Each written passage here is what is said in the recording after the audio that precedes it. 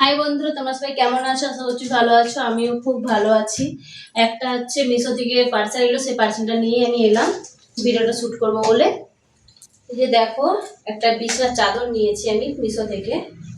এই দেখো, দুটো বালিশের কভার দিয়েছে, খুব সুন্দরই লাগছে বালিশের কভারগুলো।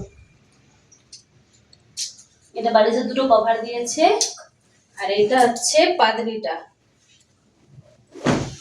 দেখো, পাগড়িটা কিন্তু এলাস্টিক ওয়ালা, এমনি নিয়ে নিই আমি, কারণ আমাদের গদিটা হচ্ছে স্পঞ্জের গদি, তো এলাস্টিক ছাড়া হবে না, সেই হিসাবে আমি পাগড়িটা নিয়েছি। কেমন লাগছে কমেন্টে জানাও।